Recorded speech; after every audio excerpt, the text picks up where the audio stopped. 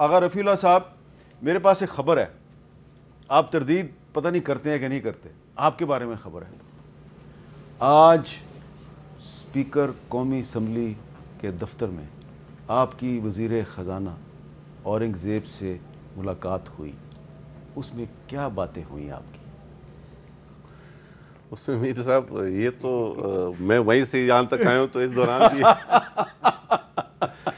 وہ اس میں 2 امینڈمنٹس دیکھیں، ہم نے بہت ساری چیزوں پہ ہے جس پہ میری خواہش تھی کہ ڈالی جائے، لیکن سمبولیکلی میں نے 2 ایشوز پر امینڈمنٹس ڈالی۔ آپ نے بجٹ میں 2 امینڈمنٹ ڈالی؟ صرف 2 ڈالی، خواہشات بہت تھی، صرف 2 ہی ڈالی۔ اچھا، تو وہ کیا تھی؟ وہ نمبر 1 تو گورنمنٹ نے خود اپنے بجٹ میں کہا ہے کہ 6 لاکھ روپے تک کی آمدنی والے پہ کوئی ٹیکس نہیں ہوگا۔ ٹھیک ہے، تو ہم نے کہا کہ یہاں آپ کہہ رہے ہیں کہ 6 لاکھ روپے آمدنی والے پہ جب کوئی ٹیکس نہیں ہوگا تو وہ 6 لاکھ روپے گھر میں کسی کے لیے چوری کے لیے رکھے گا یا بینک میں رکھے گا؟ اگر وہ بینک میں رکھے گا، وہ بینک سے وڈرا کرتا ہے کسی بھی مد میں کسی بھی چیز کے لیے، تو آپ اس سے پھر 800 روپے چارج کر رہے ہیں۔ تو کیوں؟ جب آپ خود ایک جگہ کہہ رہے ہیں کہ 6 لاکھ روپے تک کی آمدنی والے سے کوئی ٹیکس نہیں لیا جائے گا، تو اس سے نہیں لیں۔ اس میں آپ لکھیں کہ اس میں آپ امینڈمنٹ، وہ میری امینڈمنٹ یہ ہے کہ اگر میرے اکاؤنٹ میں 6 لاکھ روپے تک کے پیسے ہیں تو آپ مجھ سے نہیں وڈرا کریں گے، اور اس سے زیادہ ہو تو بے شک آپ کر لیں، چونکہ آپ نے یہ رکھا ہے۔ نمبر 1۔ نمبر 2، ایک ایسا شخص جو کہ اسی طرح بجٹ نیٹ میں نہیں ٹیکس نیٹ میں نہیں آتا، مثال کے طور پہ میں ایک بہت ہی کمزور وہ دے دیتا ہوں کہ ایک آدمی شہید بی بی اسکیم کے تحت اپنے زندگی گزار رہے، چاہے خاتون ہو چاہے اس کی فیملی ہو، وہ بھی اگر ایک موبائل کارڈ 100 روپے کا لیتی تو آپ اس سے بھی 15 روپے کاٹ رہے ہیں، اور مختلف قسم کی اور ٹیکسز کاٹ، تو ان کو تو آپ نے یہ جو تلوار ہے ٹیکس والی، یہ یہاں پر مختلف سلیبس رکھیں سرمایہ دار کو بچانے کے لیے، اور غریب کے اوپر آپ وار کرتے جا رہے ہیں یہ۔ اور دوسری میں نے بولا خدا کے لیے منیمم ویج کا اعلان کر دیں۔ تو حیران کن بات آپ کو بتاؤں، شاید برا نہ مانے فائنانس منسٹر کہ چونکہ انہوں نے مجھ سے ذاتی طور انہوں نے کہا کہ یار کون پہلے 37 ہے تو کون دے رہا ہے؟ تو میں نے بولا یہ کیا بات ہوئی؟ نہیں دے رہا ہے تو یہ تو ہم فیلئر ایکسیپٹ کر رہے ہیں کہ جو آپ کی دو بجٹ تجاویز تھیں جو کہ میرے خیال سے بڑی مناسب ہیں، تو اس پر انہوں نے کیا کہا؟ اس میں انہوں نے کہا کہ آپ واپس لے لیں، مہربانی کریں۔ میں نے کہا نہیں، میں وہاں سے نکل آیا، میں نے نہیں لی۔ اچھا، میں نے کوشش کی کہ تو پھر اب آپ یہ بلاول صاحب کو بتائیں گے؟ جی، میں کوئی بھی کام پارٹی سے پرمیشن لیے بغیر نہیں کرتا۔ بڑے مایوس لگ رہے ہیں ویسے۔ اس پہ میں نے پرمیشن لی ہے، انہوں نے کہا کہ بالکل جو آپ بہتر سمجھتے ہیں وہ کرنا چلیں، چاہیے۔ اب شاہد خٹک صاحب آپ بتائیں، آپ بھی قومی اسمبلی کے ممبر ہیں، آپ نے بجٹ میں کیا تجویز دی ہے؟ کوئی دی ہے آپ نے تجویز؟ دیکھیں، تجویز کے اوپر میں بعد میں آؤں گا، اس سے پہلے میں بیرسٹر صاحب کو جواب دینا پسند کروں گا۔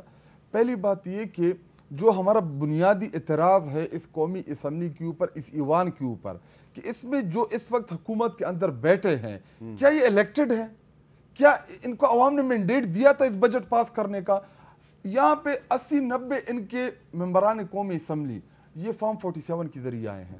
جب آپ کے پاس عوام کا مینڈیٹ نہ ہو، جب آپ کو عوام اپنا نمائندہ منتخب نہیں کرتے، تو وہ آپ کو بجٹ کا اختیار کہاں سے دیتی ہے؟ نمبر 2، میں باقی چیزوں کے اوپر بعد میں آؤں گا، لیکن پہلے جو 2 بنیادی چیزیں ہیں جس کا میڈیا ہم سے گلہ کرتا رہا ہمارے دور حکومت میں، ایک پیٹرول کی قیمتوں کا۔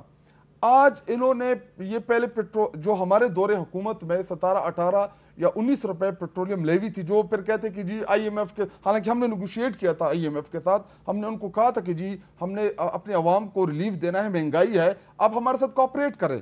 یہ پہلے 78 روپے پہ لے کے گئے، اب بھی 15-20 روپے یہ مزید پیٹرولیم لیوی ٹیکس جو ہے اس بجٹ کے اندر لے کے آئے۔ 100 روپے ہو گیا۔ آپ نے بھی بڑھایا تھا، انہوں نے بھی 100 کر دیا۔ جی، ہم نے پھر کم بھی کیا تھا۔ ٹھیک ہے۔ نمبر 2، جو اس وقت جو سب سے بڑا اعتراض تھا ہمارے دور حکومت میں، کہ جس کی وجہ سے ہمیں حکومت سے جانا پڑا، ہماری حکومت میں اس کا بڑا اہم کردار تھا، وہ چینی کا تھا۔ دیکھیں انہوں نے کیا کیا، پہلے سستے داموں باہر چینی فروخت کی، اب مہنگے داموں دوبارہ چینی خریدیں گے، جس سے تقریباً 80-90-100 ارب سے زائد کا بوجھ پاکستانی عوام کے اوپر آئے گا، عام غریب لوگوں کے اوپر آئے گا۔ دیکھیں ہمارے دور حکومت میں ہم نے انویسٹیگیٹ کیا، عمران خان نے جہانگیر ترین جیسا بہترین دوست کھویا، علیم خان جیسے لوگوں کو اس نے ناراض کیا. کیوں؟ کیونکہ ایک طرف دوستی تھی, دوسری طرف قوم کے لیے ہم نے سستی چینی تھی. ہم نے ان لوگوں کو ناراض کر کے چینی سکینڈل کی انویسٹیگیشن کرائی. اچھا ایک سوال ہے یہاں پر, میں آتا ہوں. آپ مجھے ان سے سوال کرنے دینا. شاہد خٹک صاحب یہ بتائیں کہ خیبر پختونخوا اسمبلی نے تو بجٹ منظور کر لیا, اس بجٹ پہ نہ مسلم لیگ نون کو کوئی اعتراض ہے نہ پیپلز پارٹی, اس بجٹ پر بھی کی منظوری پہ اعتراض تحریک انصاف کے اندر سے آ رہا ہے, اور میں ذرا تھوڑے سے آپ کو کلپ سنوانا چاہ رہا ہوں کہ اعتراض کس طرح آ رہا ہے. میڈم کیا عمران خان کو مائنس کر دیا گیا؟ میرا خیال ہے مائنس ہی ہو گیا. کسی کا باپ بھی مائنس عمران خان نہیں کر سکتا. یہ سن لیں عمران خان کے مخالفین, چاہے ہمارے اندر کے ہیں یا باہر کے ہیں, اپنے اندر کے منافقوں کو, اپنے اندر کے سازشوں کو, عمران خان کے دشمنوں کو پہچانے. کے پی کے ایم پی کہتے ہیں علی مین گنڈاپور بہت طاقتور ہے, ہم اس کو نہ نہیں کہہ سکتے. تو پھر اگر بوجھ نہیں اٹھا سکتے تو گھر جائیں. جا کے پوچھ لو نا, میں عمران خان کو جواب دے دوں.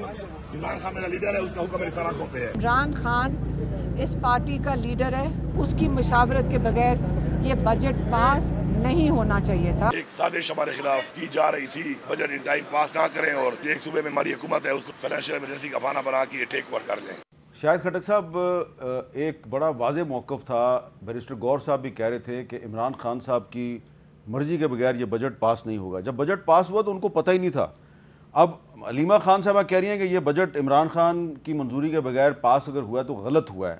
تو اعتراض تو تحریک انصاف کے اندر سے آ رہا ہے, باہر سے تو نہیں آ رہا. میں پہلے میں مائنس کے اوپر بات کرنا چاہوں گا. دیکھیں 8 فروری کو بھی تو یہی پلاننگ ہوئی تھی کہ عمران خان مائنس ہے. جب عوام آپ کو پلس کرتی ہے, جب عوام آپ کے ساتھ کھڑی ہو, اس لیڈر کو کوئی مائنس نہیں کر سکتا.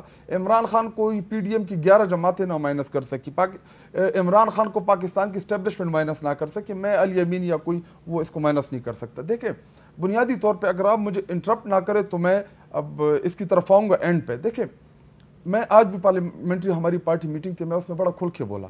دیکھیں جب پولیٹیکل لوگ صحیح طریقے سے کام نہیں کرتے, جب آپ خود سپیس دیتے ہیں, جب آپ کمزوری دکھاتے ہیں, تو دیکھیں عمران خان صاحب اور علیمہ خان کا خون کا رشتہ ہے, وہ ان کی بہن ہے, بھائی ہے ان کا جیل کے اندر.